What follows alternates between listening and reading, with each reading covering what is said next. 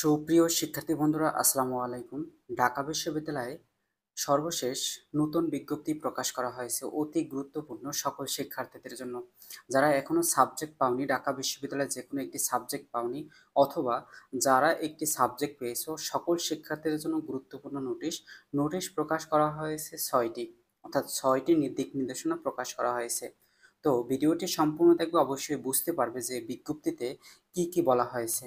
সম্পূর্ণ ভিডিওটি দেখলে অবশ্যই তোমাদের অতি গুরুত্বপূর্ণ এবং তোমাদের অতি আহ, উপকৃত হবে। ওয়েবসাইটে লগ ইন করার পরে দেখতে পারবে গুরুত্বপূর্ণ নোটিশ। এখানে দেখো, এই যে গুরুত্বপূর্ণ নোটিশে বলা হয়েছে 1 নম্বরে দেখো, ঢাকা বিশ্ববিদ্যালয়ে বিজ্ঞান ইউনিট এবং কলা, আইন ও সামাজিক বিজ্ঞান এর কিছু শূন্য আসন পূরণ করার উদ্দেশ্যে একটি বিশেষ মাইগ্রেশন সিদ্ধান্ত গ্রহণ করা হয়েছে। শিক্ষার্থী বন্ধুরা, এই যে 1 নম্বরে বলা হয়েছে শূন্য আসন থাকা সাপেক্ষে, এই যে শূন্য আসন থাকা সাপেক্ষে তোমাদের কাছ থেকে বিশেষ মাইগ্রেশনের জন্য একটি বিজ্ঞপ্তি প্রকাশ করা হয়েছে।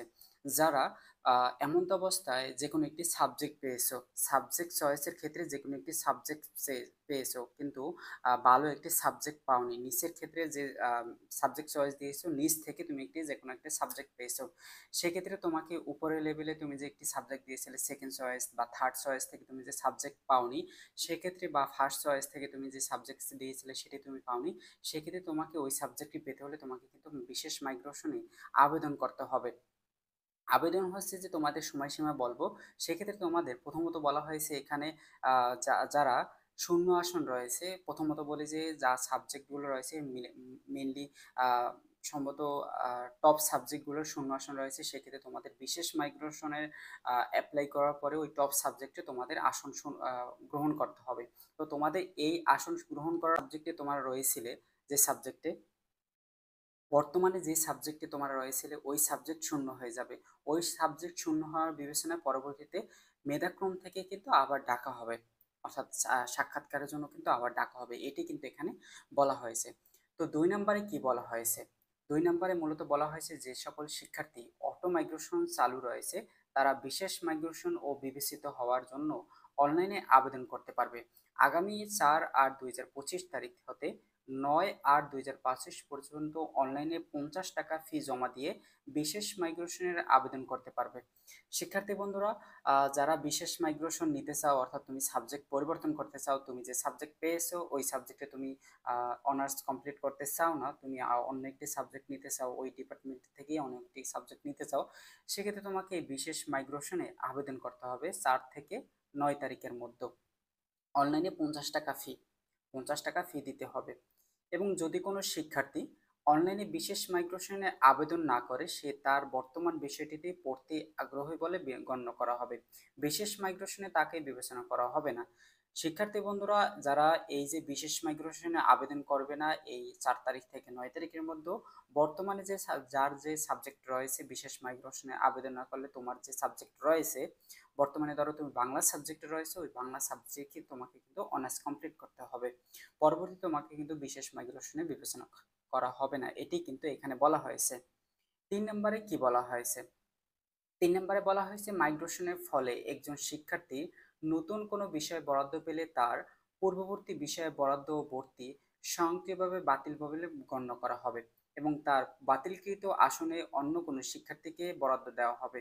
ফলে নতুন বিষয়ে বরাদ্দপ্রাপ্ত শিক্ষার্থীকে অবশ্যই বরাদ্দকৃত নতুন বিষয়ে ভর্তি হতে হবে। শিক্ষার্থী বন্ধুরা, তোমাদের অনেক প্রশ্ন থাকবে যে হ্যাঁ, আমি বিশেষ মাইগ্রেশন নিতে চাই, বিশেষ মাইগ্রেশনের পরে আমাকে একটি সাবজেক্ট প্রোভাইড করলো, নতুন একটি সাবজেক্ট প্রোভাইড করলো, আমার আগের সাবজেক্টটি বাতিল হয়ে গেল, আমার নতুন একটি সাবজেক্ট আসলো, তো সেক্ষেত্রে কি আমার কি আবার ভর্তি হতে হবে? হ্যাঁ শিক্ষার্থী বন্ধুরা, এখানে দেখতে পারতেছো যে নতুন করে বিষয়ে ভর্তি হতে হবে। নতুন করে যদি সাবজেক্ট পেয়ে থাকো, সেক্ষেত্রে তোমাকে আবার নতুন করে ভর্তি হতে হবে। এখানে ভর্তি ফি জমা দিতে হবে, নতুনভাবে কি ভর্তি ফি দিতে হবে এটি না, তোমাদের শুধু ভর্তিই হতে হবে। এখানে তোমাদের সাবজেক্ট পরিবর্তন হয়েছে, নতুন করে একটি আবেদন করতে হবে। বেসিক্যালি আবেদন করতে হবে, তোমাদের ভর্তি ফি জমা দিতে হবে, পুনরায় আবার ডকুমেন্টস প্রোভাইড করতে হবে। সেক্ষেত্রে না, তোমাদের শুধুই সাবজেক্টে পরিবর্তন হবে, তোমাদের একটি আবেদন করতে হবে, সেক্ষেত্রে তোমাদের শুধু তোমরা ওই সাবজেক্ট থেকে এই সাবজেক্ট এসো, সেক্ষেত্রে তোমাদের নতুনভাবে একটি আবেদন করে ভর্তির কার্যক্রম সম্পন্ন করবে। দেন নিচে আসবে নিচে আসার পরে 4 নম্বরে কি বলা হয়েছে, বিশেষ মাইগ্রেশনের আহ,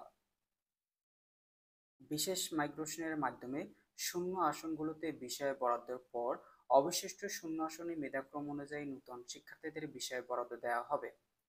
শিক্ষার্থী বন্ধুরা যারা এখনো কোনো সাবজেক্ট পাওনি ঢাকা বিশ্ববিদ্যালয়ে, সেক্ষেত্রে তোমাদের অতি একটি তোমাদের জন্য খুবই উপকারী একটি যে যারা এখনো সাবজেক্ট পাওনি শূন্য আসন আছে, সেক্ষেত্রে মেধাক্রম থেকে যারা এখনো সাবজেক্ট পাওনি তাদেরকে কিন্তু আবার সাক্ষাৎকারে ডাকা হবে, তোমরা নিশ্চিত থাকো।